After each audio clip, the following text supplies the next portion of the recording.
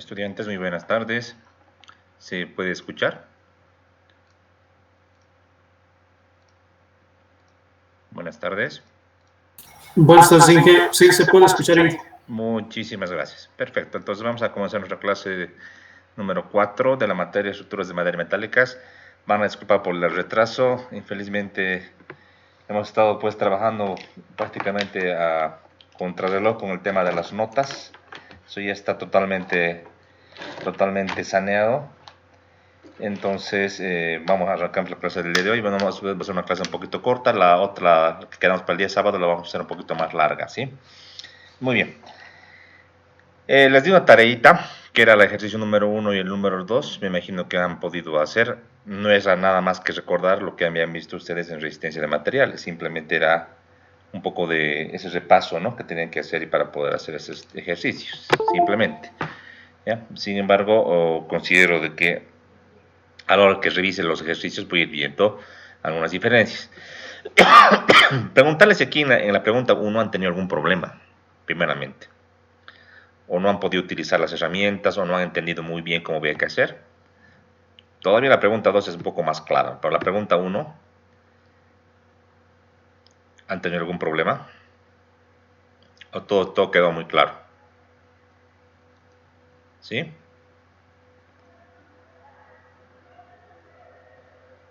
¿Me escuchan? ¿Todo claro, entonces? Claro.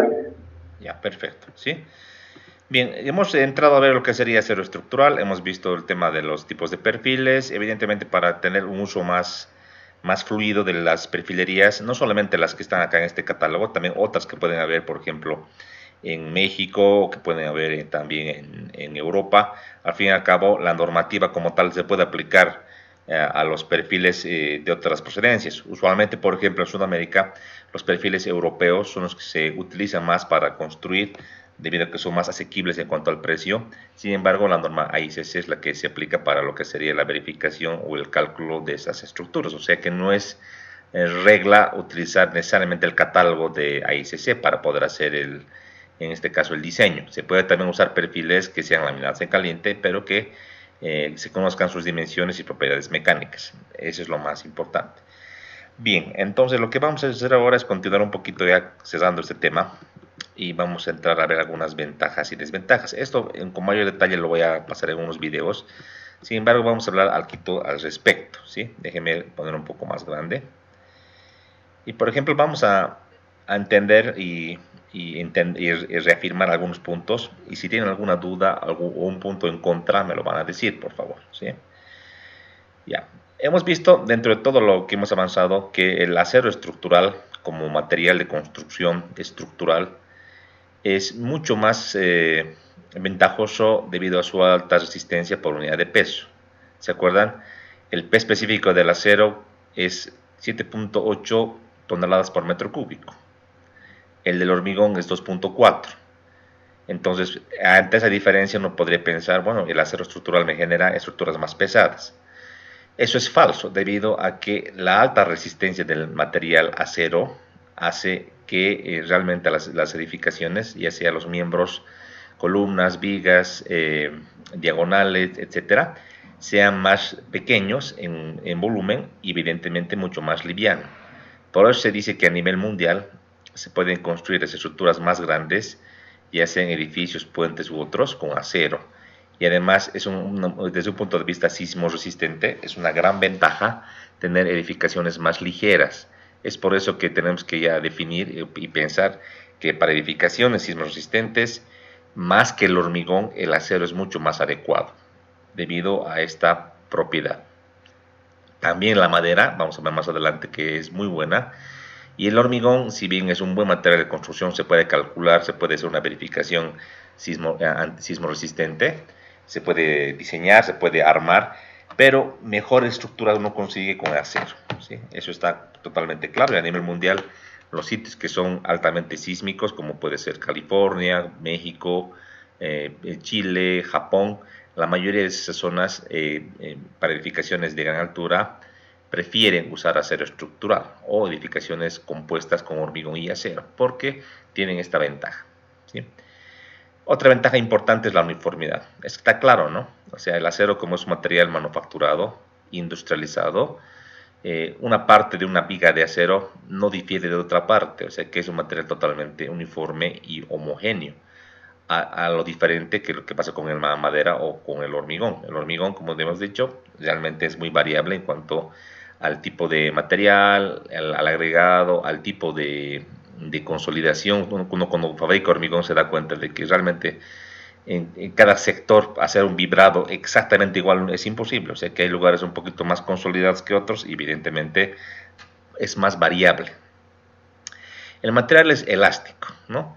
Realmente en el tramo elástico, decíamos, se comporta perfectamente de manera ideal si sigue la ley de Hooke, vale decir que la deformación es proporcional al esfuerzo.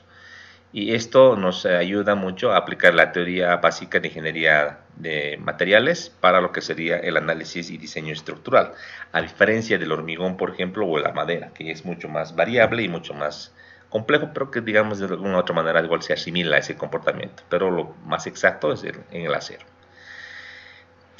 El acero se dice que es un material muy durable. El acero podría durar indefinidamente siempre y cuando se haga mantenimiento. O sea, el acero como tal, puesto ya en servicio, ya sea como barra, ya sea como perfil, requiere un mantenimiento debido a que su enemigo número uno es la corrosión. Por ese motivo es que requiere una limpieza, un trabajo permanente, obviamente antes de ejecutar el proyecto, en dependencia si la zona es costera, si la zona es altamente húmeda, por ejemplo, imaginémonos una cubierta bajo lo que sería una piscina. Evidentemente en la piscina el agua va evaporando y si el agua tiene, digamos, calentadores, peor aún, y eso va a afectar al material del acero de las cubiertas. Por ese motivo es importantísimo usar o acero galvanizado o acero con una pintura adecuada anticorrosiva que proteja este material. Y esta pintura anticorrosiva no dura para siempre, hay que hacer una reposición cada cierto tiempo. Además que hay que ir revisando lo que serían las conexiones, los pernos, las soldaduras de manera periódica para evitar lo que serían problemas de corrosión, ¿sí? Teóricamente se dice de que una estructura metálica puede durar indefinidamente si es que se hace un buen mantenimiento. O sea, puede durar casi para siempre. Ductilidad. Decíamos, dentro de todas las propiedades estructurales, la fundamental, la que más nos importa a los estructuristas, es que una estructura sea dúctil, vale decir que ante una sobrecarga extraordinaria le avise a los usuarios y produzca deformaciones importantes sin colapsar, y eso va a permitir que los usuarios de la edificación puedan salir de la misma y no tener problemas, ¿no? Es una propiedad fundamental estructural. Y en caso del acero como material, a diferencia del hormigón, por ejemplo, o de otros materiales, es mucho más dúctil, ¿no? Tiene esa gran propiedad. Y eso hemos visto viendo los ensayos, tensión de formación, las gráficas que les mostraba en las clases anteriores, ¿verdad? Bien. También como propiedades podemos destacar lo que sería la tenacidad, por ejemplo, que vincula lo que es la resistencia y la ductilidad. También lo que sería la facilidad de ampliaciones. Por ejemplo, si tenemos estructuras conectadas con pernos, podemos armar y podemos ir armando en mayor longitud, por ejemplo, lo que sería un puente metálico tipo cercha u otras. Podemos también, si tenemos un puente metálico de unos 40 metros, podemos desarmar secciones o tramos para tener tramos más pequeños para un río más pequeño, más corto, o sea, es una gran ventaja. La facilidad de unión, tenemos las soldaduras o los remaches o los pernos, un poquito con asterisco este punto de soldaduras, debido a que no es tan fácil, o sea, se puede hacer, pero requiere mano de obra calificada. Los remaches también otro asterisco que ya no se hace a nivel mundial. Los perros sí que es el medio de unión más sencillo y más difundido. Con el acero se puede prefabricar. O sea, para hacer una edificación, un poco me adelanto, por ejemplo, lo que está aquí, para armar este campamento metálico, es muy rápido, ya se llevan las piezas totalmente ya ensambladas, solo se las ensambla o les ponen los pernos correspondientes y se puede armar esto en muy poco tiempo. Ni qué decir un galpón, ni qué decir una estructura de cubierta como para un supermercado o una cubierta para un campo deportivo. Es realmente muy rápido, ¿no? Si hablamos de edificios, les decía, más o menos 2 pisos por semana, ¿no? El tema es tener grúas para poder ir subiendo los materiales y conectando, ¿no? Una gran ventaja a diferencia de lo que sería el hormigón, por ejemplo, que requiere lo que sería el curado y todo lo que conocemos respecto a su fabricación. Por último, decíamos, si es que el acero ya se nos corroe y tenemos que demoler la estructura, al fin y al cabo podemos podemos vender como una chatarra este material, o sea, aún así se vende porque el acero se puede reciclar, o sea, se puede obtener acero u otro tipo de materiales derivados como perfiles, planchas u otro tipo de elementos a través de chatarra, que es lo que está de moda a nivel mundial ahora, los hornos eléctricos. Entonces, realmente el acero, si bien conlleva una alta inversión inicial, hasta el final de su uso siempre nos va a dar una ventaja de devolvernos por lo menos una parte de su coste, ¿no? Es algo bastante bueno. Esas serían las principales ventajas. No sé si alguien más quiere hablar acerca de las ventajas o se le ocurre algo o está en desacuerdo de algo de lo que hemos explicado. Y si lo tiene así, por favor, levanta la mano y me indica. Ahora, si no es así, podemos continuar, ¿sí? Vamos a revisar en el curso si estamos todavía en línea. Perfecto. ¿Hay alguna observación a esto? ¿Alguna duda? O que esto yo voy a preguntar en un examen teórico, así que tiene que estar muy clarito, ¿no? Toda esta parte. Ingeniero, una consulta. ¿Por qué los ingenieros se realizan los remaches? Y ya, porque es una técnica que ya ha pasado de moda. O sea, al ejecutar estructuras, en este caso metálicas, la tecnología va avanzando, ¿verdad? Antiguamente, hace unos 70, 80 años, no habían soldaduras, y existían las primeras soldaduras, diremos, estructurales, pero digamos había un desacuerdo acerca en la comunidad ingenieril acerca de su uso, solo se usaban en barcos, en otro tipo de estructuras, pero no en edificaciones.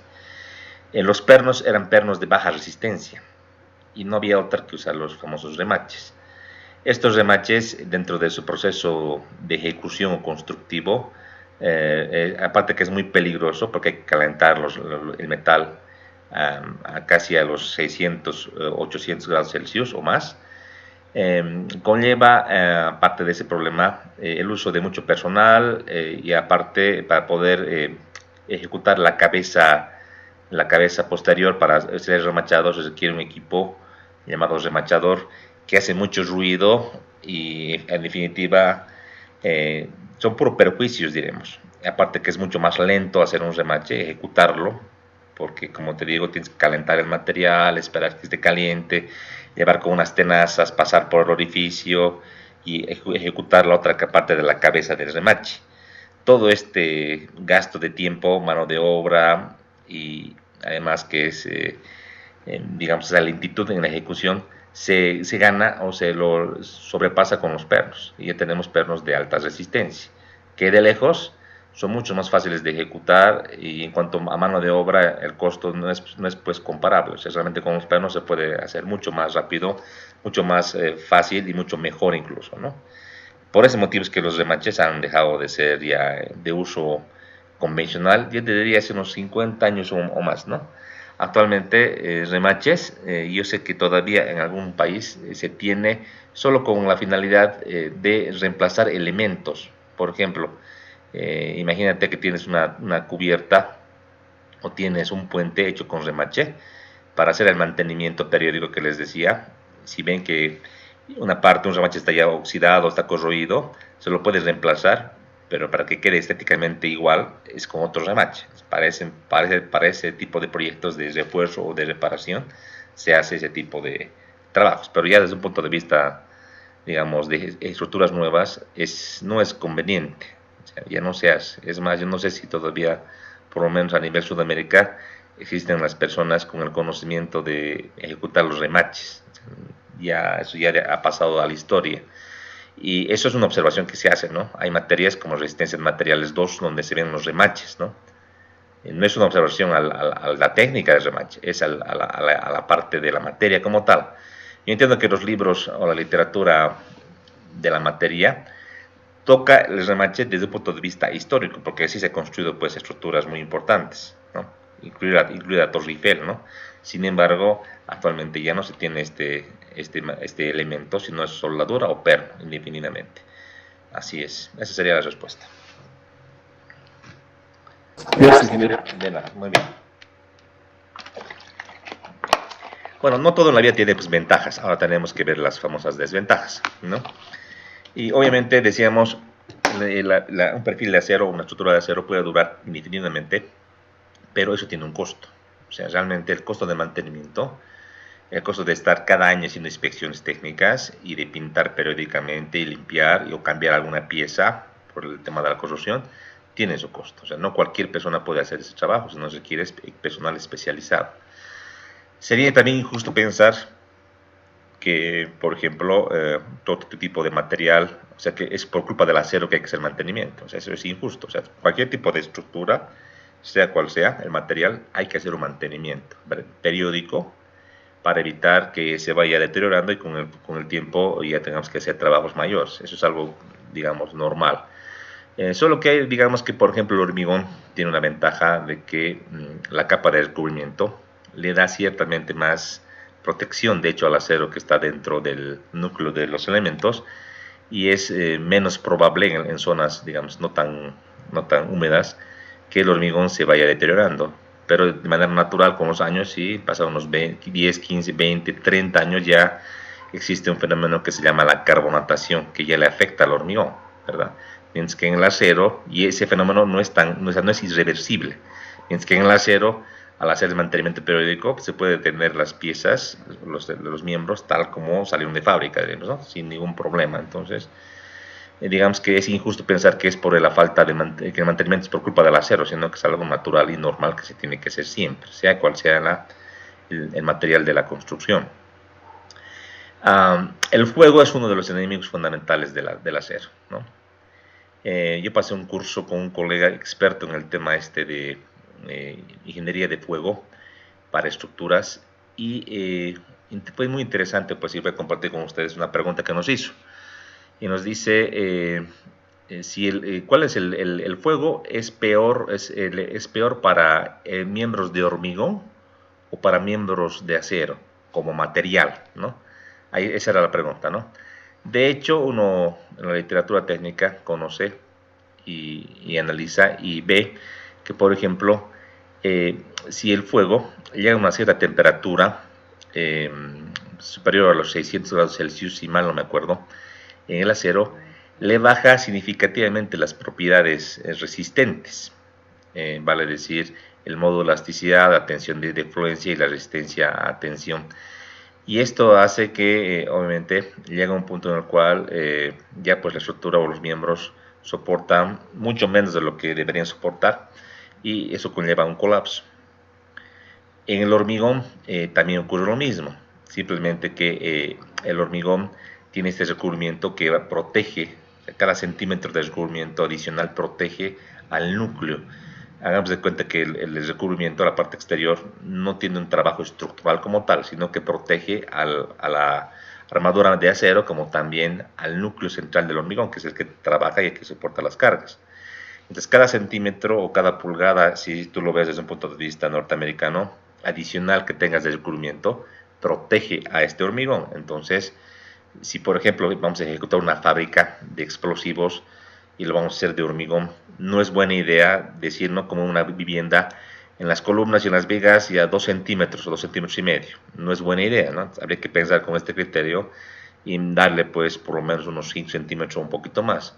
Si bien no es convencional esto, estamos ganando esa protección adicional y que se traduce en que en un incendio cada hora adicional que esté expuesto al fuego intenso en nuestra estructura, este recubrimiento adicional va a proteger y le va a dar más tiempo que vengan los bomberos y que puedan pues apagar el incendio y que este daño no afecte o no llegue a la armadura ni llegue tampoco al núcleo de hormigón, solamente que se queme la parte externa que al fin y al cabo se puede reponer, ¿no? Esa es la ventaja del hormigón. Sin embargo, desde un punto de vista del material, realmente la temperatura a la cual ya el hormigón tiende ya a perder sus propiedades y a poco debilitarse es menor a la del acero. si mal no me acuerdo, hablamos de unos 300 a 400 grados Celsius. Entonces, la pregunta un poco capciosa, ¿no? ¿El fuego afecta más al acero o al hormigón? ¿No? Y como material, técnicamente, a una temperatura menor, el hormigón se ve más afectado. Sin embargo, desde el punto de vista práctico, las edificaciones para sustentar a fuego o estar dispuestas al fuego son mejores las de hormigón porque tenemos el recubrimiento que protege a la parte nuclear o la parte central de nuestro elemento. Entonces, era un poco capciosa la pregunta, pero es así la respuesta, ¿no? Preferentemente en países que tienen, o zonas que tienen este problema, tipo de estructuras que tienen este problema, como son, por ejemplo, fábricas o como son zonas especiales, se puede también prever hacer pues una edificación mixta. Vale decir, tener, por ejemplo, un núcleo de hormigón, o núcleo de acero, perdón, y que esté recubierto de hormigón, lo que se conoce como secciones mixtas. Eso se puede hacer, ¿no? Y también tiene un cálculo, y la norma que define el cálculo de estos elementos es la norma AICC, justo lo que vamos a ver. Hay un capítulo específico para el diseño de miembros de sección compuesta. ¿Ya? Eso es. Además, cuando hablo de costo, un poquito ya volviendo a lo que serían las desventajas, adicionalmente del hormigón, hay elementos, hay pinturas y hay recubrimientos especiales que protegen de cierta manera o le dan más tiempo a los perfiles metálicos a defenderse contra la acción de las temperaturas, altas temperaturas debido a un incendio. Entonces, esta protección es cara, es bien costosa, ¿no? Pero es casi obligatoria, repito, en zonas o en edificaciones donde se prevea que puede haber este fenómeno, o si no en una edificación normal en las cuales los propietarios sepan que en un departamento, por ejemplo, puede ocurrir, digamos, posible que exista una cortocircuito y exista un incendio. Entonces, se puede prever esta protección adicional, ¿no? Que cuesta bastante caro. Bueno, creo que desde un punto de vista ahora estructural, entrando ya en materia, el peor fenómeno, el que más le afecta, es el pandeo, es la desventaja fundamental. Si bien ganamos mucho al tener edificaciones ligeras, livianas, perdemos en cuanto a que esos miembros estructurales pueden fallar al pandeo. Como ustedes conocen, el pandeo es un fenómeno de inestabilidad lateral. ¿Qué es inestabilidad lateral? Es un fenómeno en el cual la sección, al no ser muy rígida o no ser muy, digamos, grande comparado con su longitud, eso se traduce en la esbeltez y en el radio de giro, como ustedes conocen, puede producir un fenómeno inestable, vale decir que el miembro no llegue a soportar o a llegar a la carga de fluencia o de excedencia y falle por lo que sería esta inestabilidad, ¿no? Entonces, cuanto más largos son los elementos, más esbeltos son, tienen esta susceptibilidad. Y usualmente los miembros de acero tienen este problema, ¿no? O sea, los elementos, los perfiles metálicos usados como columnas, por ejemplo, o como miembros de armaduras, tienen este problema. Entonces, hay que estar verificando constantemente lo que sería el pandeo, y además se puede dotar de elementos adicionales que restrinjan este pandeo, ¿no? No solo me refiero al pandeo global, que es el que les acabo de explicar o recordar, que lo han visto ustedes en Resistencia en Materiales 2, sino al pandeo local, que es también un fenómeno bastante crítico y que también lo vamos a ir viendo en nuestros capítulos de compresión. Ya no se preocupen, eso lo vamos a ir viendo. Pero es un fenómeno bastante peligroso, ¿no? Porque el pandeo es una falla crítica y casi que produce el colapso de un miembro de manera inmediata, ¿sí? Para tal vez un poco ver mejor esta parte, voy a abrir el OneNote para poder discutir de un tema con ustedes, ¿sí? A ver. Acá. Supongamos que vamos a proyectar una armadura, una cercha. Déjenme abrir ya el punterito. Voy a proyectar una cubierta metálica de esta manera, con un perfil metálico tipo cercha. Y tengo opciones, ¿no? Digamos que voy a usar esta opción de perfil metálico, ¿ya?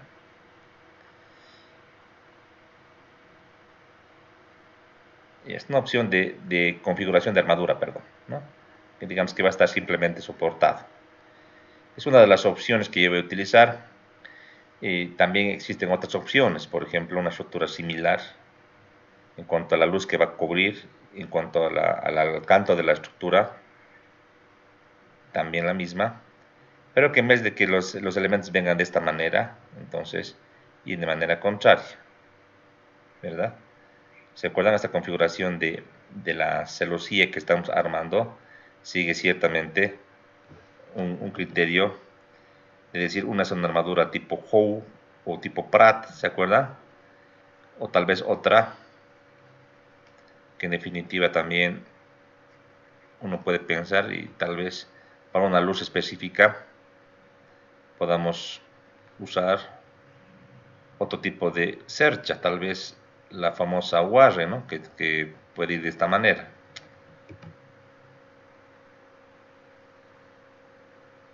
Así digamos, como está aquí. Y otras configuraciones que podemos encontrar en la literatura, ¿no? Evidentemente para una luz específica, para una luz L dada, una u otra cercha es mejor, como también este canto o la altura total de esta cercha de armadura está en función de la luz, ¿no? Ya. Aboquémonos a esta cercha inciso A y el inciso B.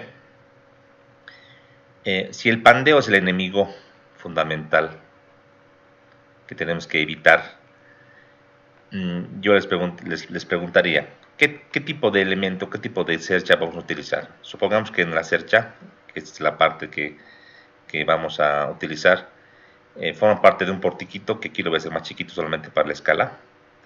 Digamos que es así, ¿no? Miren el techito de esta manera. Ahí está la cubierta con su armadura. Ahí. Y es un pórtico que viene así, ¿no? Aquí una columna de hormigón, supongamos, que está así empotrada. Aquí tiene su articulación para que se apoye el techo. Esto a lo largo tiene pues otras armaduras similares, ¿verdad? Que se van a ir ejecutando de esa manera. Las cargas principales que va a soportar el techo va a ser el viento y va a ser, por ejemplo, el granizo, si hablamos de nuestro medio, de Cochabamba. Entonces, supongamos que el granizo es la carga fundamental, ¿ya? El granizo es gravitacional, o sea que va a estar en este sentido, vertical hacia abajo las solicitaciones, ¿no? Entonces, para el granizo, supongamos que estás verificando para el granizo, que es la carga crítica de nuestra cubierta, la pregunta es, ¿qué tipo de configuración vamos a elegir? ¿Será que es mejor la configuración A o la configuración B? ¿Cuál será la mejor configuración? ¿O será indiferente? A ver, ¿alguien nos puede ayudar? ¿Cuál es mejor? ¿Alguien nos puede ayudar? Configuración B, ingeniero, ¿Por qué, por pero? la geometría, porque el descenso de cargas va directamente por las diagonales, igual se va a transmitir directamente a los costados, a la pupila. No. Lo que quiero es que se den cuenta del pandeo. Eso solo es un ejemplo, ¿no ve? He dicho que el granizo es la carga crítica del diseño de la cubierta, que es vertical hacia abajo, ya. Entonces, si les pregunto entre A y B cuál es el mejor, ¿qué habría que hacer tal vez? ¿Qué habría que hacer? ¿Qué habría que hacer? Obviamente hay que hacer un análisis estructural, ¿no? Pero, Se puede hacer un análisis por nodos, ver qué elementos están en compresión y justamente tratar de que esos elementos no sean muy esbeltos. ya, a ver, sigamos la idea de su compañero, está muy bien. O sea, para hacerlo, para conocer bien, uno que hace harto de este tipo de elementos ya conoce, ¿no? Pero uno, digamos que estamos comenzando, hagamos el análisis estructural, ya sea a mano o como en software, no importa, y vemos, dice su compañero, qué elementos están en compresión. Esa es la clave, lo que dice su compañero. Y ya. Ahora, si sé qué elemento está en compresión, ¿cuál elegiría? ¿El A o el B?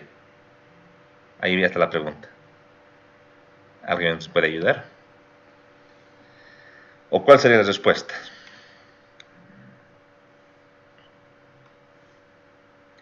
Voy a acotar ya para que se vea mejor. Comparemos esta vertical Su longitud es H, ¿verdad? H mide. ¿Cuánto mide esta diagonal? Le voy a llamar que es la letra, digamos, con la letra D. Claramente por la geometría, por los ángulos, claramente D es mayor que H, ¿sí o no? ¿Verdad? ¿Sí o no? Correcto, ¿no? ¿Ves aquí? Ya, entonces, ¿cuál es la idea? Idea, ¿no? Para diseñar esto. Miembro a compresión debe ser el más, o el menos, perdón, pondré, esbelto posible, ¿verdad? Entonces, si digo esto, la esbeltez, mayor longitud es equivalente a una mayor esbeltez. Si nos acordamos de compresión que lleva ustedes en resistencia de materiales, acordémonos de que la esbeltez se define como la relación de la longitud efectiva entre el radio de giro, ¿verdad? Entonces, si la longitud, o sea, este L, es mayor, la esbeltez es mayor. Por tanto, si la esbeltez es mayor, también es más susceptible del riesgo a pandeo. ¿Sí o no? Claro, si nos acordamos de la ecuación clásica de una columnita no más biarticulada, como ustedes ya lo conocen, de un miembro en compresión que tiene una longitud L, ¿se acuerdan? Que decía la ecuación de Euler, si es biarticulado, decía la carga crítica de pandeo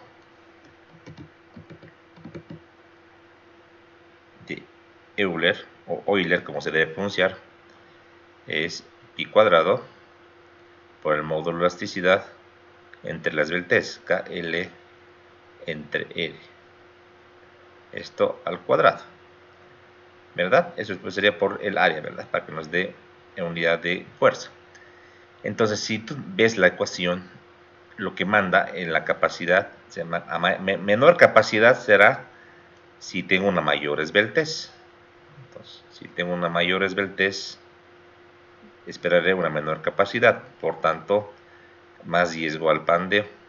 Entonces, de lógica, bajo esta lógica básica que ustedes ya la conocían, solo estamos recapitulando, yo tendré que buscar la configuración de la cercha, sea A o B, en función de que las diagonales estén en tensión y no estén en compresión, ¿verdad? Creo que es la premisa. Lo que yo tengo que hacer es acomodar la cercha para que mis diagonales no estén en compresión, sino que estén en tracción. Alguien puede decir, pero ingeniero, es variable, o sea, depende. Si es viento, por ejemplo, el viento en estos techos planos es así, es al revés, el viento viene en techos de abajo hacia arriba y va a cambiar digamos que los esfuerzos en la armadura, y lo que estaba en tensión se va a convertir en compresión y viceversa. Sí, pero hay que ver al diseño, a la carga más crítica de diseño. Yo les he dicho en esta pregunta, suponiendo que tenemos viento y granizo, como eso es algo normal en Cochabamba, la carga crítica para este diseño es el granizo, porque es una carga más crítica debido a que el techo es plano. Y cuando veamos cargas vamos a recapitular cómo se calcula las cargas, pero y me adelanto, en techos planos usualmente el granizo es lo que es más crítico, más que el viento, es el estado de carga más crítico. Entonces, para el granizo tenemos que buscar qué armadura tiene las diagonales que estén en tracción, ya sea A o B, diremos, otra configuración. La C no la he tomado en cuenta para esta comparación. ¿Por qué? Porque en la C, siempre, como son por diagonales, una estará en tensión, otra estará en compresión, una estará en tensión, otra estará en compresión. Entonces, aquí no hay cómo, ¿no? En esta que es la famosa Warren, se hace cuando las solicitaciones no son muy grandes y se puede equilibrar.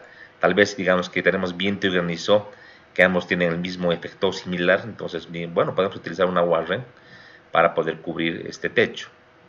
es otra alternativa, hay que ir probando, ¿no? Pero usualmente, si es predominante o el viento o el granizo, lo que uno hace es buscar que las diagonales no estén en compresión, que estén en tracción, porque tienen una menor longitud, un menor L y por tanto menor riesgo al pandeo. Solo estamos recapitulando teoría básica, que nos va a servir para hacer un buen diseño, evidentemente, ¿no? Pero ahí viene el problema de la susceptibilidad al pandeo, ¿no?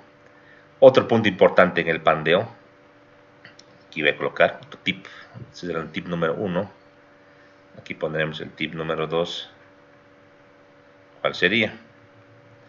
Que como ingenieros tenemos que saber ubicar las piezas. Por ejemplo, una cercha, supongamos una cercha como la que voy a dibujar ahorita, una muy sencilla, en esta cercha de techo, supongamos que así vamos a ejecutar, y vamos a usar perfiles canal, que tienen esta geometría. Entonces la pregunta viene, esta es una cercha que se va a repetir, pues, ¿no? Va a estar otra por acá, y va a conformar todo lo que sería la cubierta, toda la cobertura, ¿verdad? A través de las correas, que se van a ir uniendo en algunos nodos, preferentemente en todos los nodos, y va a soportar las cargas, ¿no? Entonces la pregunta es, por ejemplo, en este elemento, que estoy marcándole con color rojo, perdón, ciclan, en este elemento, supongamos que está en compresión, debido a que las cargas que predominan son cargas gravitacionales, en compresión.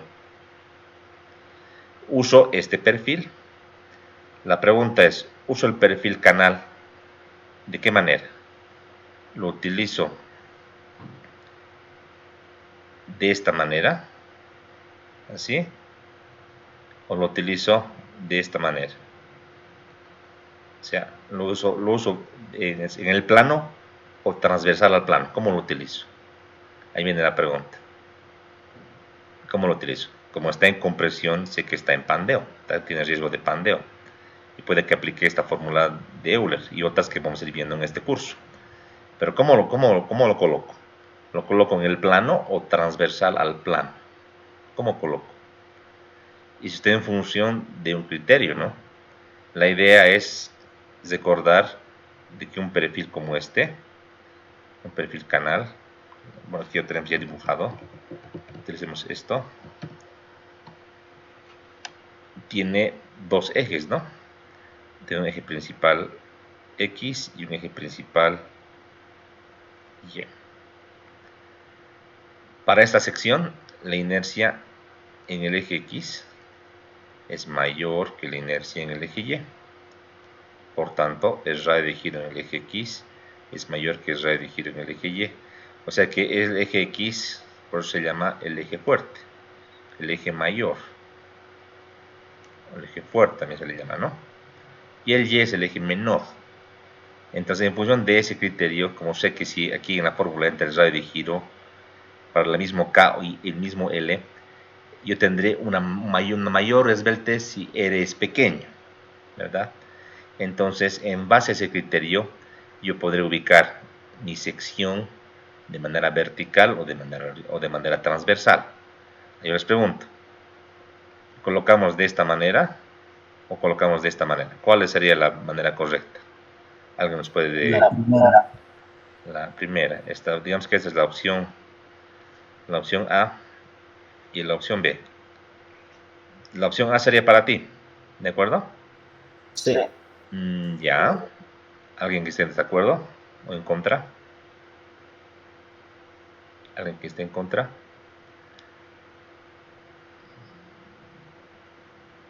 Ya, vamos a ver en el curso eso, pero aquí un poco me adelanto, ¿ya? Aquí voy a hacer un esquemita. Realmente, en una armadura como la que he dibujado,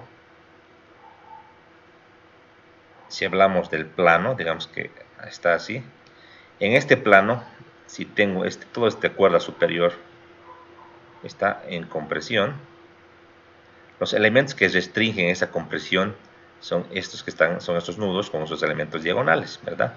Entonces, el pandeo, ¿cómo se va a dar? Pues se va a dar, por ejemplo, de esta manera, en el plano, ¿no? Así. en esta cuerda superior. Se va a dar de esta manera, ¿ya? Ahora, visto en planta, esto sería en elevación, ¿no? Visto en planta, la misma cercha, esta, visto de arriba, aquí tenemos la cumbrera en este puntito. El tema es que las correas que le llegan de manera transversal, si son pequeñitas, como usualmente lo son, no son suficientemente rígidas para soportar este pandeo. Usualmente el pandeo de los elementos, de estos elementos diagonales, lo haré más con rojito para que se note, digamos de este, podría ser este pandeo. Toda esta luz L voy a colocar aquí. Y aquí esta luz puede ser L1 y este L2. Entonces L es igual a L1 más L2, ¿no? Así. Entonces es mucho mayor el pandeo que existe por fuera de la armadura. Por fuera, ¿no? Es una vista en planta. Y pondremos. Esta es una elevación. Entonces, ¿qué es peor para una armadura como la que acabo de dibujar? Que en las correas, usualmente aquí, tu compañero ha dicho la opción A porque ha pensado que estas son las correas, ¿no? Que están con color negro, son rígidas, ¿no? Y les digo que no son tan rígidas. Usualmente usamos correas bien chiquititas y no son suficientemente fuertes para soportar ese movimiento. Entonces, por ese motivo es que debemos utilizar siempre la sección hacia el perpendicular, o sea, la sección tiene que estar siempre por fuera, sería la opción B, la que tendríamos que utilizar, no la opción A. Obviamente, si yo le aumento elementos diagonales, contraventeos que se llaman, ya cambia la cosa, ahí uno puede ver y tomar la decisión. Pero si es así como he dibujado solo con correas nomás, entonces la opción B, o sea que la sección del canal sea transversal, es la mejor opción. Es la mejor opción, ¿no? Y eso tener mucho cuidado, ¿no? Eso diremos, es un criterio estructural, es un tip estructural, no el software, el SAP, ETAPS, el que utilices, no lo hace automático. Te pide, o sea, tú te dibujas y tú tienes que hacerlo, ¿no? Él solo va a analizar y te va a hacer también un diseño en función a lo que tú ingreses, ¿no? Si tú ingresas en la opción A, bueno, pero ahí vas a perder y te va a pedir una sección mayor seguramente. Es lo que pasa, ¿no? Así es. Entonces hay que tener ciertos cuidados, pero en este curso vamos a ir viendo criterios, también diseño particular con la norma para tener criterios de cómo ubicar los elementos y aparte también cómo podemos rigidizar y otros, ¿no? Pero el enemigo número uno, recuerden, es el pandeo. Es el peor enemigo y el pandeo se da en elementos de compresión, se da por ejemplo, barras de armaduras, se da en columnas, se da en vigas también el pandeo, ojo, en vigas, claro. ¿Por qué se da en vigas el pandeo? Aquí vamos a dibujar. Porque en vigas tenemos este problema. Supongamos que tenemos una viga muy sencillita, una viga simplemente soportada, que sí la podemos analizar, una viguita. Claro, pero que en la realidad esta viguita que tiene esa luz L, realmente es esta que estamos dibujando, ¿no? Es esta que estamos dibujando, vemos que un perfil en forma de I, que es la viga usual que usualmente usamos en el diseño, ¿no? Una viga que puede ser un W si quieres, o un S, o un perfil IR como llaman los mexicanos, o un perfil europeo también en forma de I, indiferentemente. La forma es la más adecuada para un miembro en flexión, ¿verdad? El eje principal mayor, ¿dónde está? Es el eje X, hemos dicho, ¿verdad? Para soportar las cargas transversales a la longitud. Las cargas Q, ¿no? Aquí está su longitud. Entonces, en este tipo de elementos, decíamos, ¿por qué hay pandeo? Porque, infelizmente, de la sección transversal, ante cargas uniformes, digamos, y que estemos en el rango elástico, por ejemplo, todos conocemos que el comportamiento que podemos asumir para el comportamiento del perfil es este. Ahí tenemos un diagrama lineal, aplicando ese criterio de las secciones planas.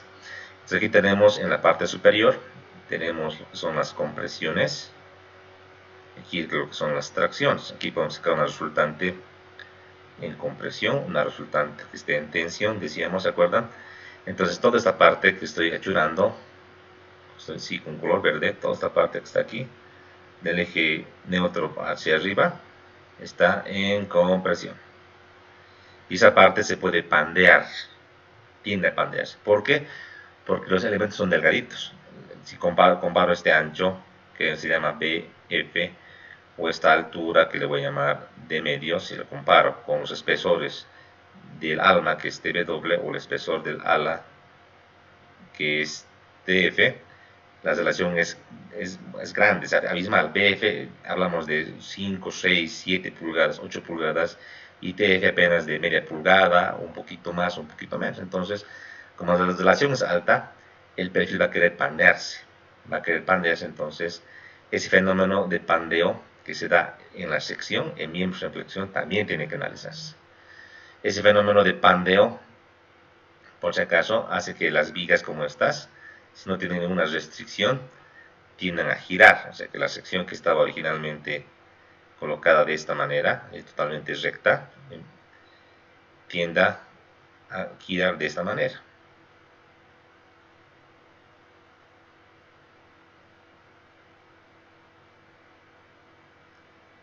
Este fenómeno, dibujaremos biencito esto, así dibujaremos, ya. Este fenómeno es lo que se conoce como pandeo lateral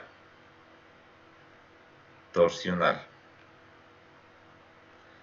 que se da justamente porque esta zona que está en compresión, en la que hemos achurado del eje neutro para arriba, en este caso con estas cargas, hacen que esta parte de arriba quiera pandearse como una columna, pero como no puede, porque la parte de abajo está en tensión, que no puede, entonces lo que pasa es que solo esta parte gira, la parte de abajo no, y llega un momento en el cual este giro es tan grande que hace que la viga colapse.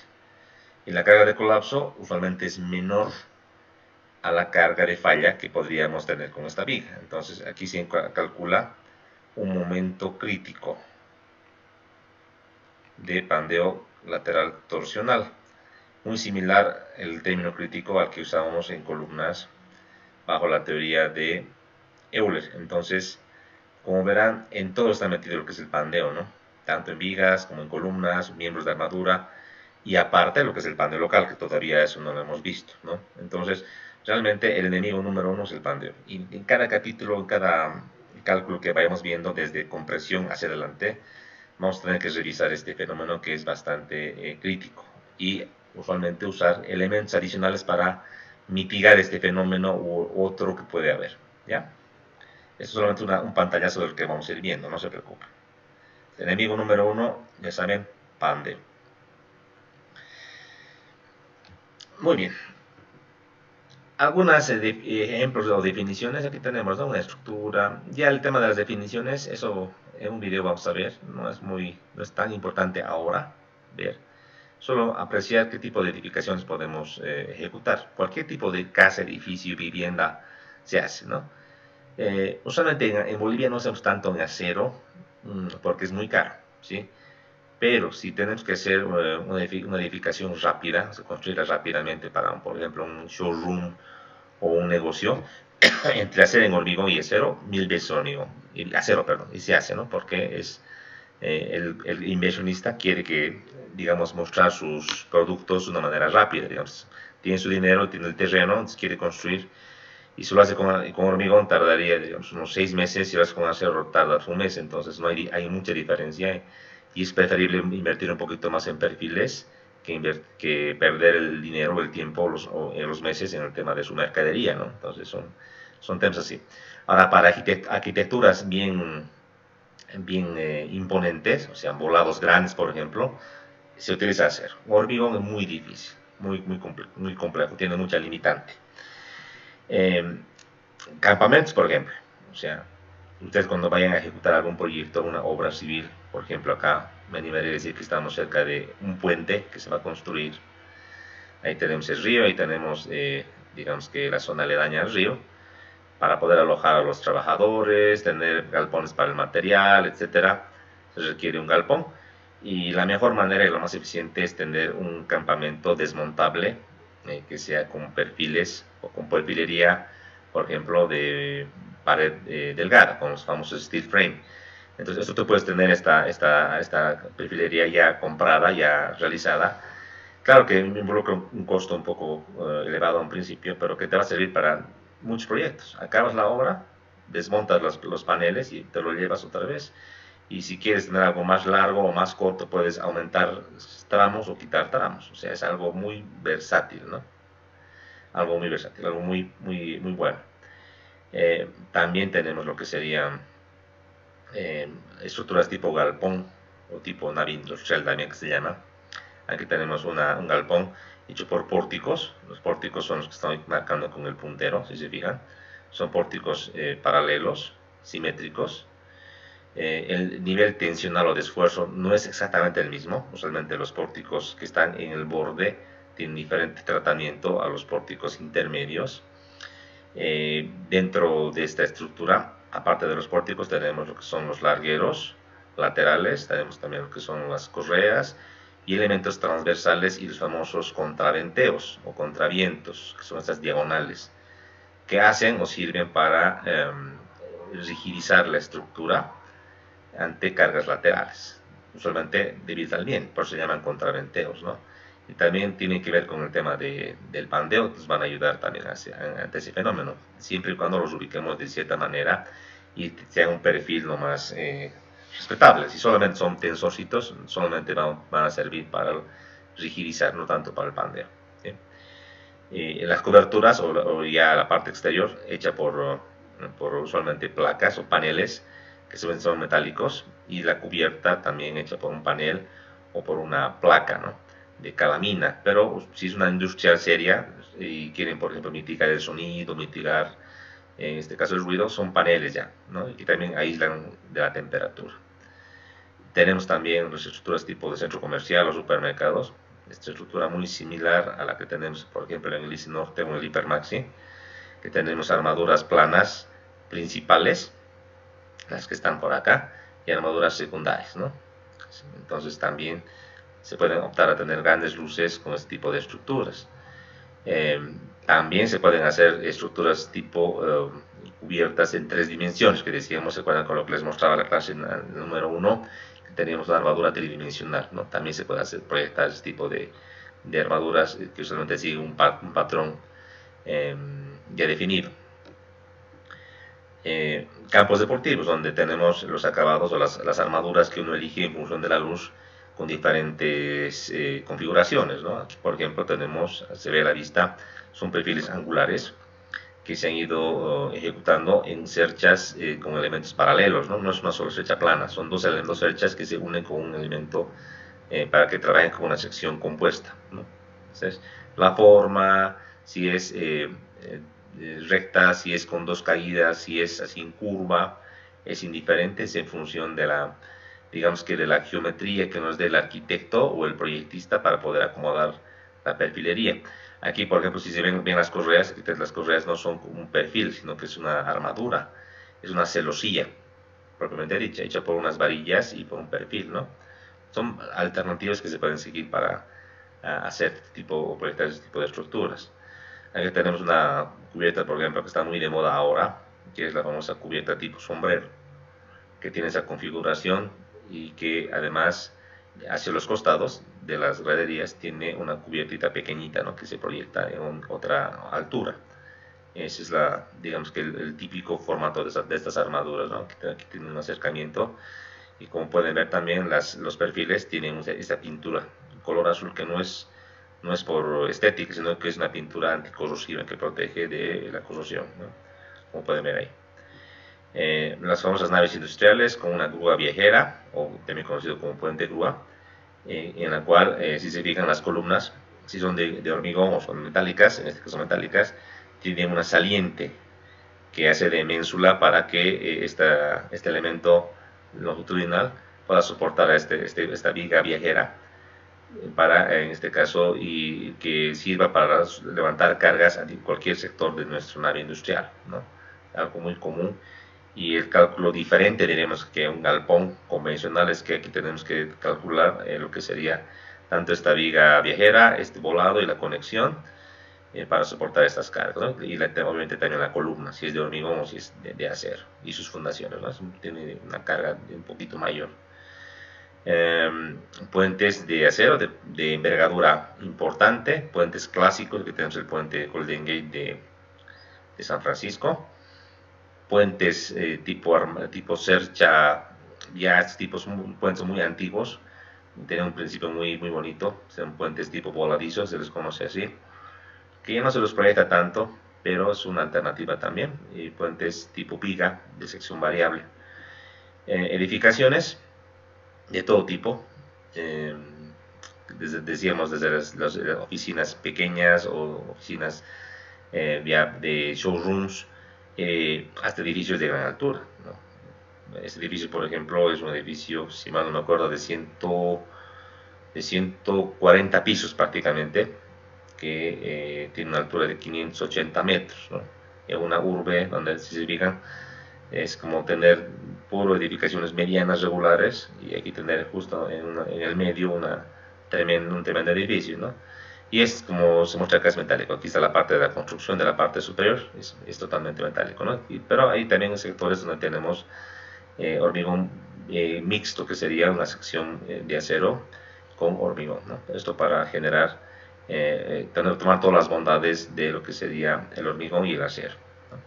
Entonces realmente es algo primordial y algo importante que ustedes conozcan y sepan diseñar, cómo se debe diseñar estructuras metálicas. Para hacer obviamente proyectos grandes como estos, y eso requiere un conocimiento mayor, ¿no? Y mayor práctica. Pero con este curso vamos a ir viendo las bases principales para poder analizar y diseñar miembros y estructuras metálicas, ¿no? Eso es. Ahora veamos, entremos rápidamente, antes de acabar la clase, a lo que sería la madera estructural, ¿no? La madera estructural como tal, y hoy vamos a ver una primera parte acerca de lo que sería el comportamiento, lo que serían las familias maderables, lo que serían ventajas y desventajas de la madera como material estructural. Vamos a ir viendo que, a diferencia del acero, la madera fundamentalmente nos sirve para edificaciones no tan grandes. O sea, con la madera se puede obtener edificaciones de talla mediana o menor. A nivel internacional ahora se hacen edificios de hasta 6 niveles, un poquito más. Sin embargo, requieren un tratamiento especial y son secciones, no son aserradas, son secciones trabajadas, laminadas. Sin embargo, no se puede llegar a lo que se hace con el hormigón o con el acero. Sin embargo, al ver nomás esta imagen, yo creo que ustedes pueden ver que la madera es un material mucho más noble, mucho más cálido, mucho más confortable que el acero o el hormigón. O sea, que fíjense, por ejemplo, este ambiente es una piscina interior de una vivienda, donde, fíjense, ese confort, ese lujo que tienes con la madera, no lo puedes alcanzar con otro material, ¿no? Claro que se puede hacer acabado, se puede hacer de hormigón y unos acabados que parezcan madera, pero yo creo que la madera es un material natural y de hecho el más confortable que existe a nivel, digamos, de construcciones. Bien, la madera, al igual que el acero, se lo puede prefabricar. La idea es tener una industria en la que tú tengas ya de manera estandarizada las secciones que tú pretendes utilizar. Por ejemplo, acá es un entrepiso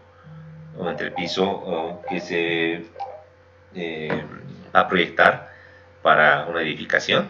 Entonces tú ya puedes tener en este galpón, tener gente que trabaje en sectores o paneles o entrepisos ya de cierta dimensión para poder ya de manera estandarizada llevar a una edificación, o tal vez ya vender esto de manera paramétrica para que se armen edificaciones de diferentes dimensiones, ¿no? Entonces, algo que se puede trabajar así bajo una empresa, ¿no?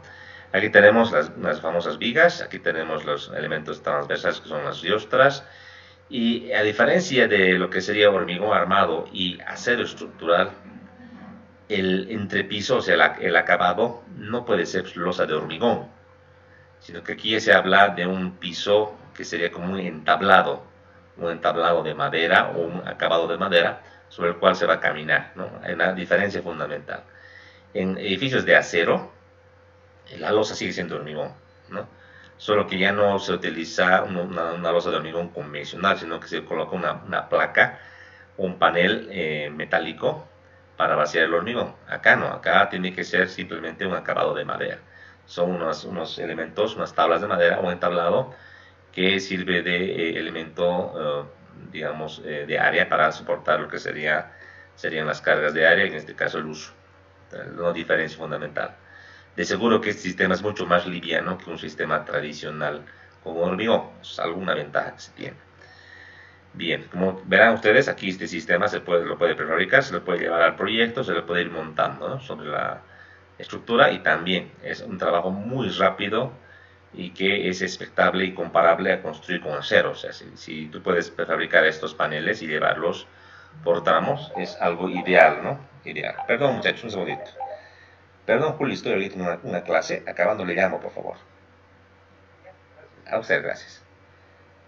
Entonces, si entramos ya a la teoría básica, la madera es un recurso natural, es un recurso renovable, ¿no? Desde los seres humanos, desde el principio de su origen, han buscado cómo buscar resguardo, cómo construir sus edificaciones, y la madera ha sido el material ideal, el número uno, el que han utilizado en principio. Han salido de las cuevas para ya conformar o ejecutar sus primeras viviendas o chozas a través del uso de la madera, ¿verdad?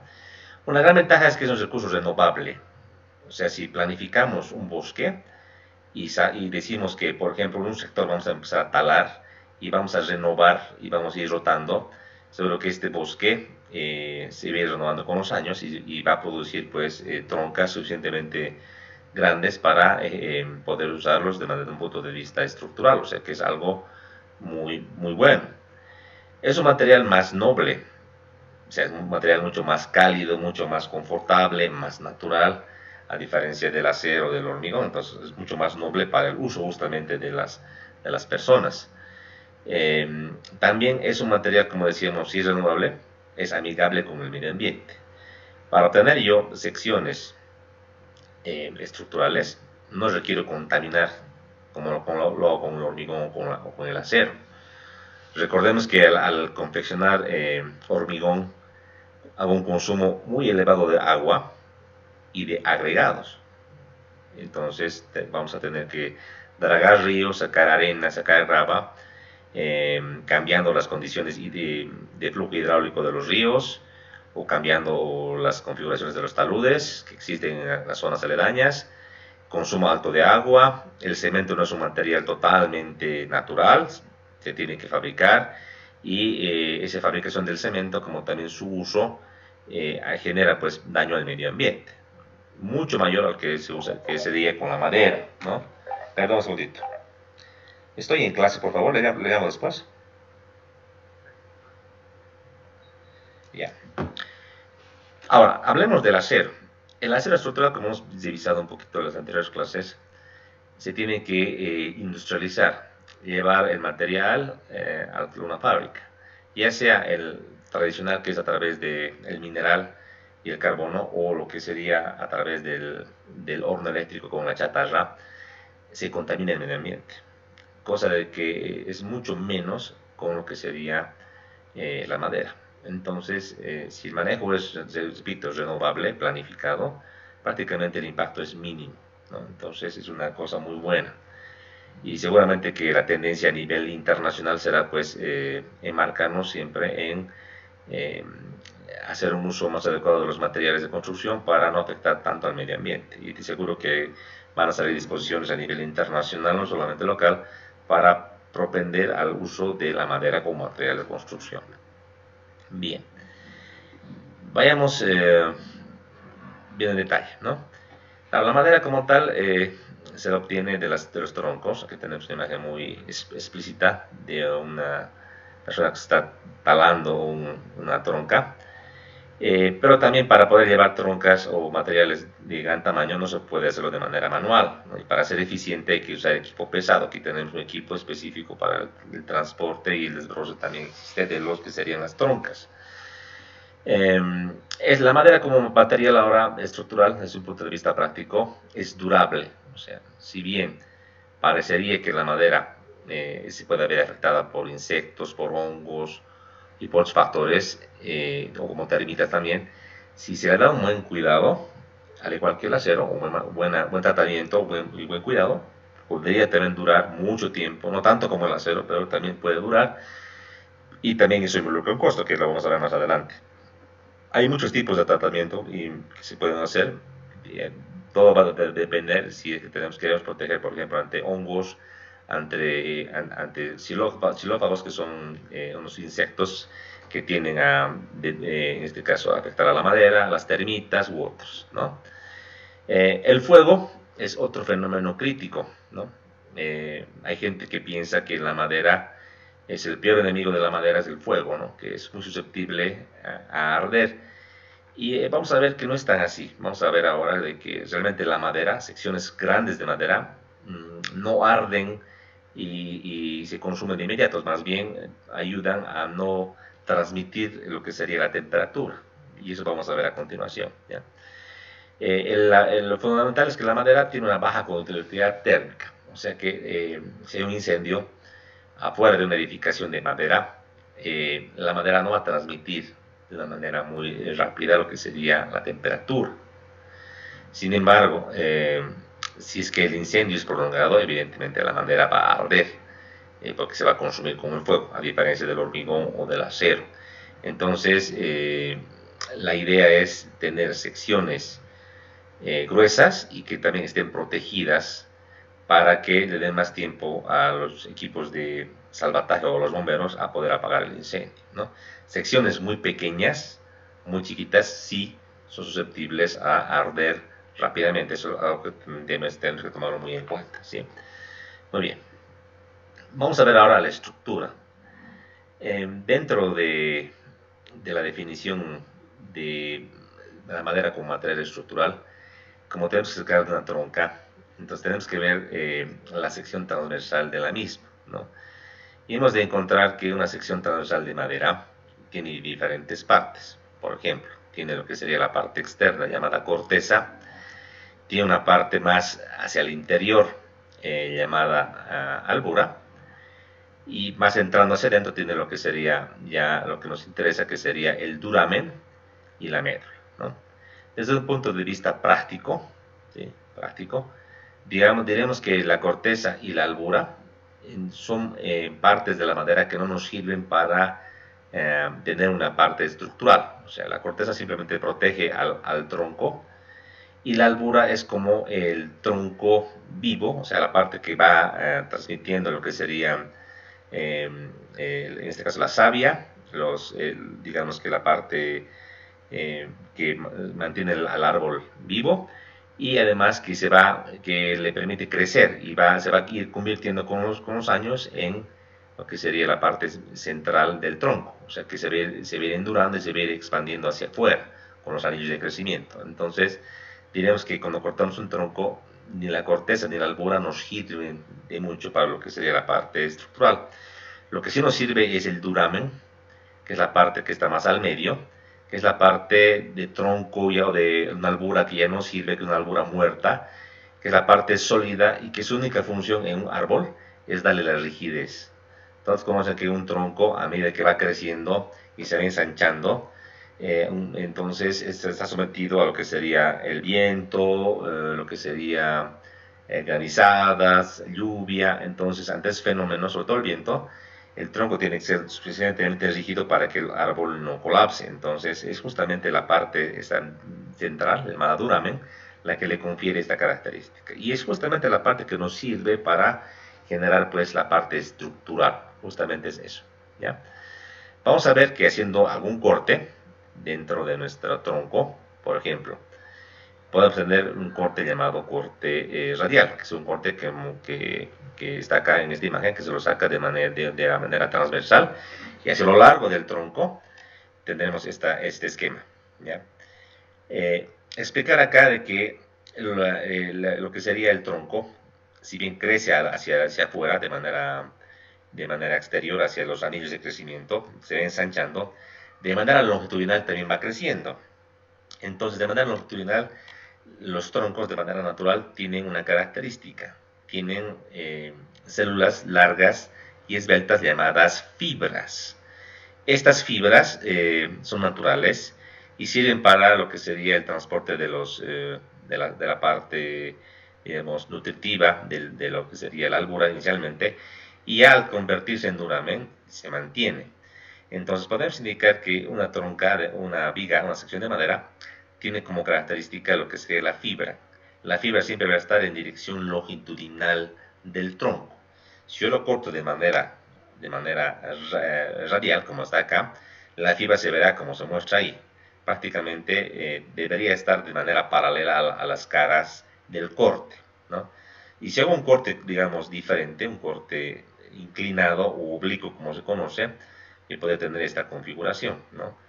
Probablemente también pueda cortarlo sin seguir un criterio y tener estas fibras no paralelas a las caras, sino tenerlas de manera oblicua. Eso no es muy bueno, como vamos a ver a continuación, ¿ya? Esta fibra, esa característica fundamental que les decía, se le llama también grano o se le llama también beta. Son sinónimos que se utilizan en esta jerga de la construcción en madera. Fibra, beta o grano, ¿ya? Bien. Un poquito, esta parte me voy un poco a adelantar para volver a la parte que queríamos.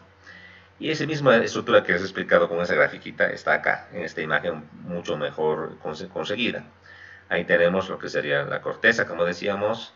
Tenemos la parte de la corteza interior que está pegada a la corteza exterior. Tenemos la parte ya de la albura, como se puede ver acá, que se divide en lo que sería, por ejemplo, la parte del cambium, que son simplemente términos que ahorita no nos interesan tanto como conocer de que la parte que sí nos sirve es la parte del duramen. Aquí en la parte esquemática, la parte más oscura, si se fijan, es la parte más resistente, que sería justamente la parte del duramen, que es la parte maderable, la parte la que vamos a utilizar para con fines estructurales, ¿sí? Dentro de haciendo un corte transversal, se puede verificar con microscopio que estas fibras que les indicaba se ven de esta manera, ¿no? Se ven así de manera longitudinal, y tenemos usualmente dos tipos de fibras, unas que son con aberturas más grandes, como las que se ven a la izquierda, y otras que son mucho más tupidas o más densas, pero que cada cierta distancia tienen ya también unos tubos también grandes, ¿sí? Pero comparando la izquierda con la derecha, en ambas imágenes, claramente se puede notar que a la derecha tenemos una mayor cantidad de madera, es más denso este material que el de la izquierda. Y por tanto, ante mayor densidad, es de lógica pensar que el material de la derecha es más resistente o tiene mejores características resistentes, ¿no? Por ser más denso. Eso vamos a ver a continuación, no se preocupen, ¿sí? Entonces, volviendo a lo que explicábamos, ahora lo que vamos a entrar a revisar es las familias maderables. ¿Por qué es importante ver las familias?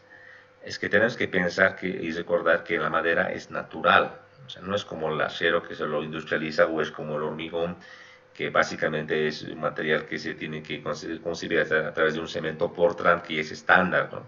Tiene algunas modificaciones, pero es estándar, ¿no? Y ya los materiales hay que hacer proporciones. Acá no, acá el material es natural. Entonces, de entrada, no todos los troncos, o no todos los árboles, perdón, el tronco nos sirve para hacer una estructura, no todos, son unos cuantos, ¿ya? Desde el punto de vista, ahora, digamos, genérico, hay dos tipos de familias. Uno son la familia de las maderas tropicales, también conocidas en la literatura como maderas latifoliadas o latifoliadas, ¿sí? Y las maderas de plantas o de árboles de la familia conífera. Aquí tenemos en esta imagen lo que serían los ejemplos de la familia conífera, por ejemplo, lo que sería el pino. Ese tipo de madera o tipo de árbol, perdón, tiene características genéricas que hacen a su familia. Por ejemplo, su copa es más piramidal. La forma de la copa del árbol tiene esa forma, como les indico. Asimismo las hojas tienden a ser como agujas, ¿sí? Y además, en épocas, digamos, de primavera o de invierno, de otoño, perdón, las hojas tienen un comportamiento diferente a de las maderas tropicales. Van cambiando. Acá tenemos, por ejemplo, en esta otra imagen, lo que sería un árbol de la familia de las latifoliadas. Aquí la copa del árbol es diferente, es mucho más ramificado. Sí, y las hojas son mucho más laminares, mucho más en el sentido de longitudinal, a diferencia de la otra familia, ¿no? Aquí también tenemos un ejemplo al respecto.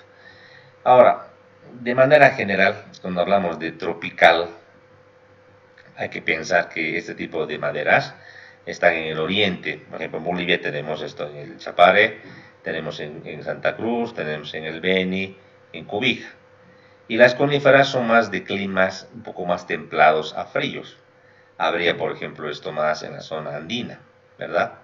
Ahora, los llamados bosques andinos, usualmente en su mayoría son en zonas tropicales o subtropicales, son donde existen predominancia de las maderas latifoliadas, de las familias de las maderas latifoliadas o tropicales, ¿sí? Y se puede decir que en Bolivia en un mayor porcentaje tenemos este tipo de madera, ¿no? Si bien, ¿no?, también existen especies coníferas, en su mayoría de manera, digamos, proporcional, predominan las maderas tropicales, ¿sí?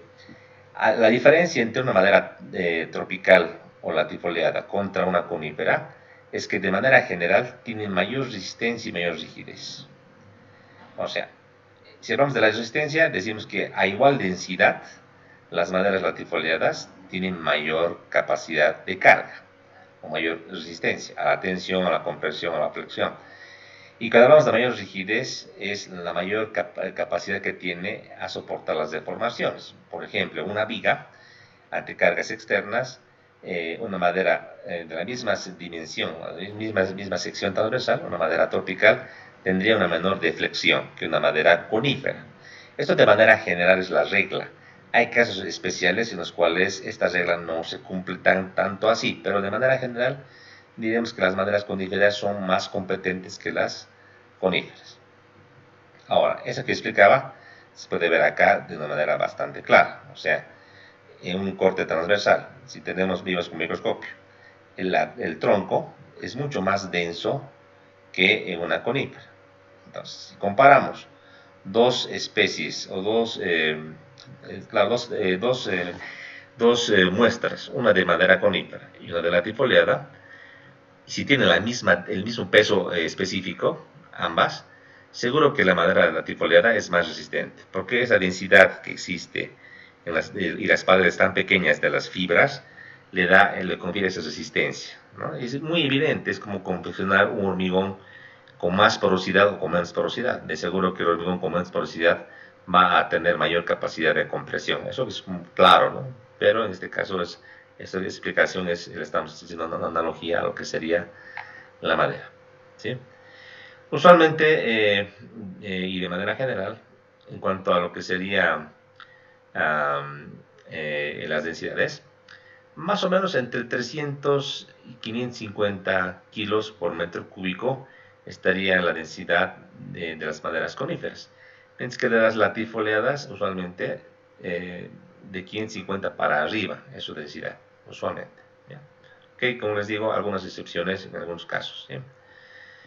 Bien, al hablar de las especies maderales en Bolivia, podemos indicar que en el mundo aproximadamente tenemos 17.000 especies maderables, de las cuales solamente unas 400 tienen carácter comercial, o sea que se pueden explotar de manera comercial, ¿no?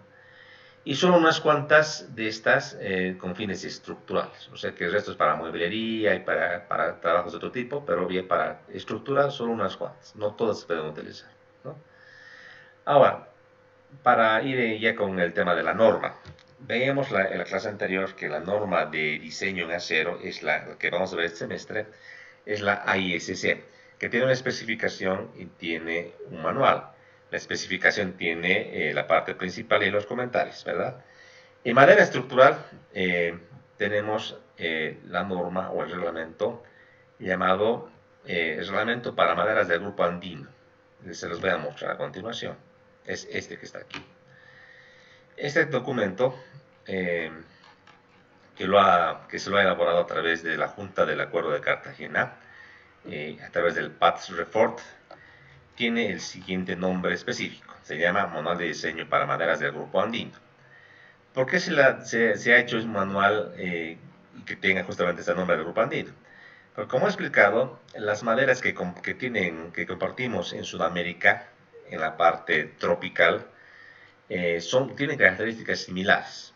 Vale decir, Bolivia, Venezuela, Perú, Colombia y Ecuador, los 5 países, compartimos bosques tropicales, subtropicales, que digamos que están muy vinculados al crecimiento de la cordillera de los Andes, ¿no? Y a la parte más de los llanos. Entonces, esa característica fundamental hace que nuestras especies maderables sean bien comunes en estos países.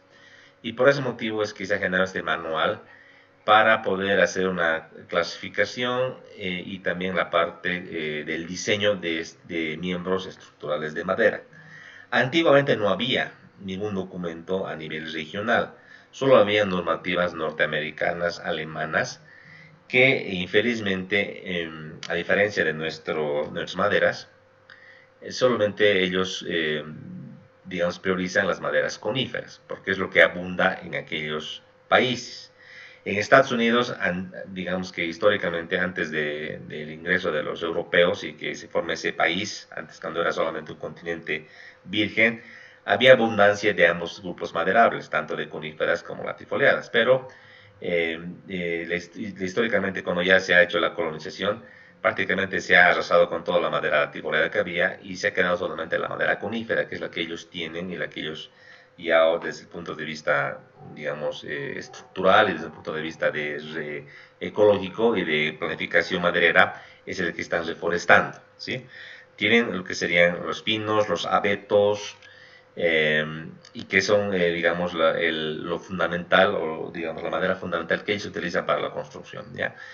Y como les he mostrado en la diapositiva, esta característica, esta densidad y otras características más, hacen que adecuar normativas extranjeras para especies coníferas no sea tan sencillo de hacer. O sea, las maderas tienen características resistentes diferentes y por tal motivo no se puede adecuar o copiar una norma extranjera, a diferencia del hormigón o a diferencia del acero, por ejemplo, que si no hay tanta variación, ahí podemos asimilar normativas extranjeras.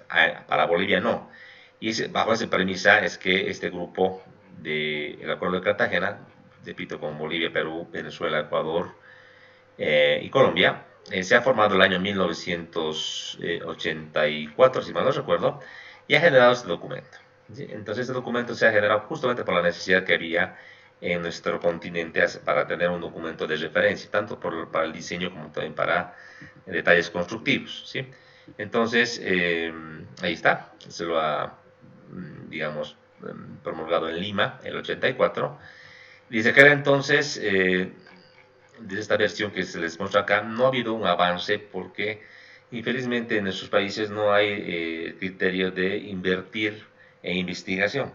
Entonces, infelizmente nos hemos quedado con esta norma del año 84 y no hay otra a nivel regional, otra actualización más que se haya sacado. Entonces, es una de las, digamos, limitaciones que tenemos, que no se ha ido actualizando. Sin embargo, para hacer esta norma se han hecho ensayos de maderas en los países del grupo andino, ya sea Bolivia, Ecuador, Colombia, Perú, Chile, Perú, Ecuador, Venezuela, perdón.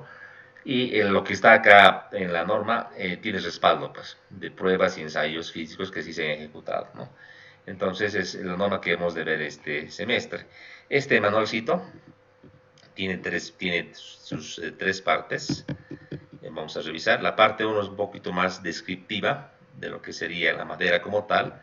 Tiene un poco una parte teórica y también una explicación de qué tipo de ensayos ha hecho esta norma para poder clasificar las especies de maderables como también sus características resistentes. Y el cuadro número 1, en la tabla número 1, nos da una lista de especies estudiadas. Aquí en el país tenemos, por ejemplo, BO es Bolivia, CO Colombia, B Venezuela, P Perú y S es Ecuador. Y aquí tenemos el nombre común usado en cada país y tenemos el nombre científico, ¿no? Y tenemos a la derecha la primera característica llamada densidad básica, sobre la cual uno puede apreciar si la madera, por ejemplo, es más blanda o más dura. Usualmente maderas con densidad básica más alta son maderas más duras y por tanto más resistentes. Por ejemplo, una madera con 0,68 es mucho más resistente que una madera con densidad de 0,34. ¿No? Eso es algo, digamos, muy natural y muy claro, ¿no? Para lo que es Bolivia, de la tabla que está ahí, yo he ido separando. Y por ejemplo, para Bolivia, una de las maderas bastante típicas y conocidas es la madera Ocho, el nombre común, ¿no? Que aquí tenemos un nombre científico, ¿no? Y nos dan, para nuestra madera, nos dan una densidad básica de 0,42 que se ha encontrado con ensayos, ¿no? Entonces, un poco resumen, en Bolivia, en aquel entonces se han visto aproximadamente 104 especies han sido estudiadas, identificadas en la región. Sin embargo, ya con ensayos como tal, solo unas cuantas han sido sujetas de ensayo por el tema económico, ¿no? De la lista que están acá, que son 20 especies, que se las han podido catalogar y se las ha podido clasificar, con ensayos solo unas cuantas se han podido, digamos que especificar, no todas. Y eso es una limitante que sí afecta a la hora de plantear el uso de la madera o de especies que no están en las tablas de nuestra norma, ¿ya? Aquí otra imagen un poquito más clara de lo que les decía, ¿no? Acerca de lo que sería el corte y de lo que sería la fibra. Si hacemos un cortecito de una tronca, tendríamos esta imagen, ¿no? Con un acercamiento.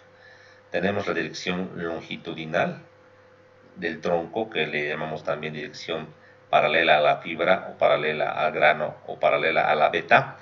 Tenemos la dirección radial, que es la que va hacia el centro del tronco, de la tronca, y la dirección transversal o perpendicular a la radial y a la longitudinal, que sería la dirección tangencial. Las tres direcciones principales que tenemos en un miembro de madera. ¿Ya?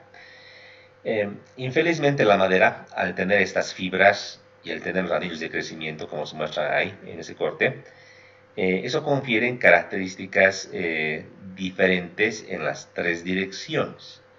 Vale decir que la resistencia en tracción, compresión, el módulo de elasticidad, el coeficiente de Poisson, que son las características o las propiedades mecánicas más básicas, son diferentes en las tres direcciones principales, ¿no? Esto hace que la madera no sea un material pues, uniforme ni, en este caso, que se pueda utilizar de una manera, digamos, igual en cualquier dirección. Para cada dirección, la madera tiene una característica resistente diferente, ¿no? Es un poco complejiza el uso de la madera como material estructural. Sin embargo, la dirección principal es la longitudinal, o sea, pensar que de una tronca yo puedo sacar una viga de manera transversal y no longitudinal es algo, digamos que incorrecto, porque las troncas y la parte que nos sirve, que es el duramen, no es más que unos 30, 40, 50 centímetros en los bosques renovables.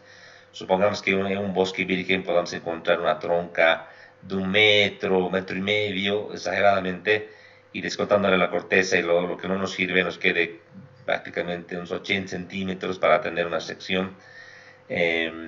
Al igual, no es mucho para sacar una viga, digamos, en esa dirección. Entonces, necesariamente vamos a tener que hacer los cortes y tener los miembros estructurales de manera longitudinal al tronco. O sea, para tener una viga, por ejemplo, de 3 metros, no podemos cortar transversal, tenemos que cortarlo de manera longitudinal. Entonces, la dirección principal de análisis y de cálculo será siempre la dirección longitudinal, ¿sí? Y que casualmente por las fibras es la dirección que tiene las mejores características resistentes. Entiéndase, mayor resistencia a la compresión, mayor resistencia a la tracción y mayor módulo de elasticidad y mejor coeficiente de Poisson. Esas son las digamos que las condiciones fundamentales que tiene la dirección longitudinal, a diferencia de las demás. Solamente que las muestro acá para explicar y para que se entienda que no es lo mismo las tres direcciones de la madera. Muy bien.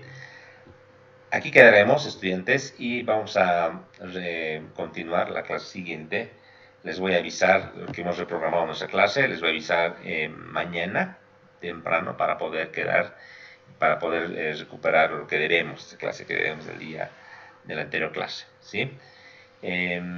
Vayan uniéndose con la documentación, esa información que está en nuestro Classroom. Por favor, quisiera que ustedes ya la vayan descargando y la vayan revisando. ¿Dónde está nuestro Classroom? Denme un segundo. Acá.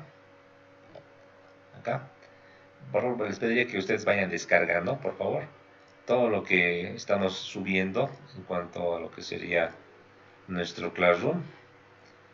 Y ya deberían dar una buena revisada, una lectura, por lo menos la parte inicial, tanto de AICC como de la parte de madera, tanto de los libros como también de lo que tenemos ya cargado.